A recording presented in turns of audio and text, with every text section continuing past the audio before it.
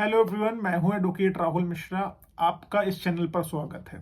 इस चैनल पर हम लोग अक्सर मैट्रिमोनियल विवादों की बात करते हैं, जिसमें कानून जो है महिला और पुरुष दोनों के लिए है। ठीक है, कानून जो बने हैं महिला और पुरुष दोनों के लिए बने हैं। वाइफ के पास क्या राइट है? वाइफ आपकी मेंटेनेंस मांग सकती है, आपसे रेजिडेंशियल राइट मांग सकती है, आपके ऊपर एफआईआर 498A की कर सकती है, डीवी की कर सकती है। बहुत सारे ऑप्शंस जो है आपकी वाइफ के लिए है। लेकिन पुरुषों की कंडीशन अगर हम बात करें तो पुरुषों के बारे में ये कंफ्यूजन हो जाता है कि आखिरकार पुरुष क्या क्या करें।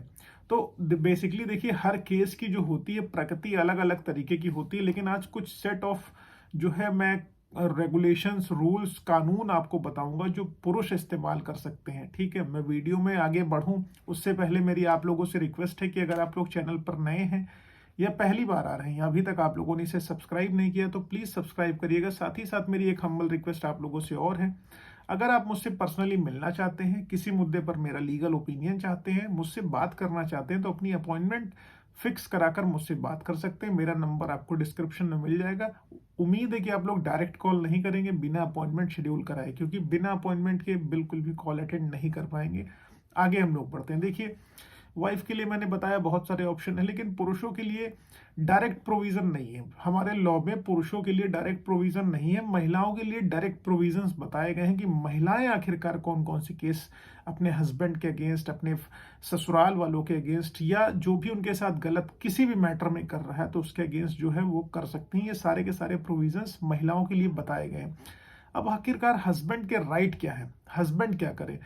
ठीक है, आज ये सारा का सारा कच्चा चिट्ठा जो मैं आप लोगों के लिए खोलने जा रहा हूं। अगर आपकी वाइफ और उसके फैमिली वालों ने आपके अगेंस्ट कुछ गलत कर रखा है तो आप उनके ऊपर कौन कौन से केसेस कर सकते हैं, कौन कौन से काउंटर केसेस आप अपनी वाइफ और उसके फैमिली वालों के अगेंस्ट कर सकते हैं, मैं आपको बताने जा रहा हूं। देखिए, अगर आपकी वाइफ आपके घर में रहती हैं, रेजिडेंशियल हाउस होल्ड शेयर करती हैं, आपकी माता जी से लगातार विवाद करती हैं, मारपीट करती हैं, आपकी बहन को गाली गलौज करती हैं, अनमैरिड सिस्टर जो आपके घर में रह रही, जो भी महिलाएं आपके घर में रह रही उनके साथ अभद्रता करती हैं, मारपीट करती हैं, दुनिया भर की चीजें करती हैं, जो ऐसे एलिगेशन लगाती हैं जिनका सर पैर बिल्कुल भी नहीं होता है। ठीक है, मतलब मेंटल फिजिकल टॉर्चर किसी भी तरीके की कर रही हैं, तो अमूमन डीवी का मुकदमा सिर्फ महिलाएं लिखा सकती हैं।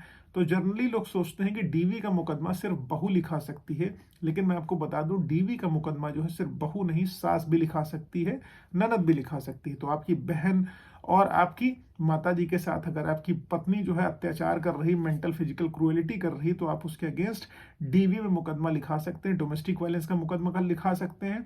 इसमें आप इसके अगेंस्ट रिस्ट्रिक्टिंग ऑर्डर्स भी पास करा सकते हैं और उससे कॉम्पनसेशन भी ले सकते हैं। ठीक है, और प्रोटेक्शन ऑर्डर अगर वो ब्रीच करती है तो उसको सजा भी करा सकते हैं। लेकिन डीवी में सिर्फ प्रोटेक्शन ऑर्डर ब्रीच करने पर ही जो है सजा का प्रावधान है, अदरवाइज सजा का प्रावधान डोमेस्टिक वायलेंस केस में नहीं है। दूसरा केस क्या है? 499 डेफेमेशन में बहुत बार बता चुका हूं। देखिए, डेफेमेशन दो प्रकार की होती है, क्रिमिनल नेचर की होती है, दूसरी सिविल नेचर की होती है। जो क्रिमिनल डेफेमेशन होती है वो कोई व्यक्ति जो है आपकी बेइज्जती कर रहा है, आपको जो है इंसल्ट कर रहा है आपकी पब्लिक प्लेस पर, ऑफिस पर जाकर, तो क्रिमिनल नेचर की जो है आप डेफेमेशन लगा सकते हैं उसके अगेंस्ट, लेकिन बिना एविडेंस के ना करें। जब अप्रोप्रिएट रिकॉर्डिंग हो, ऑडियो वीडियो हो, उसने कुछ व्हाट्सएप के थ्रू सर्कुलेट किया हुआ है, ग्रुप्स में डाला हो, फेसबुक पर लिखा हो, कुछ ऐसा अगर आपकी वाइफ ने किया है आपके अगेंस्ट और आपकी फैमिली वालों के अगेंस्ट, जैसे आपको इंपोर्टेंट कह दिया है, नामर्द है और ये सब चीजें कह दिया है, और पब्लिक प्लेटफॉर्म पर कहा है, बंद कमरे में आपसे नहीं, पब्लिक प्लेटफॉर्म पे कहा है, तब आप उसके अगेंस्ट 499 का मुकदमा लिखाकर आप उसको सजा दिला सकते हैं। उसके बाद पर्जरी जो है एप्लीकेशन लगती है, सेक्शन 340 सीआरपीसी में लगती है। जब आपकी वाइफ ने कुछ झूठ बोला हो, जैसे कोई एफिडेविट दिया हो, एफिडेविट में झूठ बोला हो, उसने अपनी एजुकेशनल क्वालिफिकेशन छुपाई हो, अपनी सैलरी छुपाई हो, अपनी एम्प्लॉयमेंट स्टेटस छुपाया हो, कुछ भी ऐसा झूठ जो बोला जिसके अप्रोप्रिएट एविडेंसेस, सबूत आपके पास रखे हुए हैं, तब आप अपनी वाइफ के अगेंस्ट इस एप्लीकेशन को मूव करके उसको जेल भेज सकते हैं। इसे रजनीश वर्सेस नेहा के एफिडेविट में इनकम छुपाना, जॉब स्टेटस छुपाना, मेंटेनेंस एक्सेट्रा जो है पाने के लिए वाइफ जनरली ये सारी की सारी चीजें करती हैं। तो इसमें आप 340 सीआरपीसी की जो है आप एप्लीकेशन मूव करके उनको सजा करा सकते हैं। उसके बाद अगर मान लीजिए आप अपने घर पर नहीं है, आपकी पत्नी और उसके मायके वाले आते हैं, आपके घर से सारा सामान लेकर चले जाते हैं और आपने कुछ जो है, तो आप उसमें 379 में चोरी का मुकदमा भी उसकी पत्नी आपकी जो पत्नी है और उसके परिवार वालों के अगेंस्ट लिखा सकते हैं।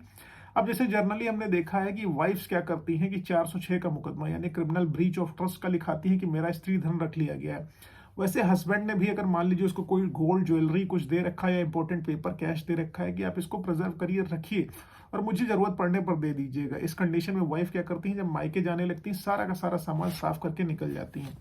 तो इस कंडीशन में अपनी वाइफ के ऊपर आप क्या कर सकते हैं, 406 आईपीसी में भी मुकदमा लिखाकर उनको सजा दिला सकते हैं। जैसा कि मैंने आपको बताया 494 और 495 आईपीसी में, जैसे आपको पता है कि बाइगेमी अपराध है, अगर पुरुष 2 शादी करता है तो उसको सजा मिलेगी अगर पहली पत्नी जीवित है तो, या पहली पत्नी के साथ शादी करी हुई है, दूसरी पत्नी को सच बताया नहीं, उसने शादी कर ली, तब भी सजा का प्रावधान। इसी तरीके से पत्नी भी है, अगर उसने पहले से ही शादी कर रखी, किसी के साथ ऑलरेडी शादीशुदा है वो, और आपसे तथ्य छुपाकर उसने शादी कर ली है, तो आप जो है उसके अगेंस्ट इस सेक्शन में जा सकते हैं 494 और 495 में। अगर मान लीजिए फैक्ट छुपाकर उसने शादी करी है तो 419-20 का भी मुकदमा आप उसके अगेंस्ट लिखा सकते हैं।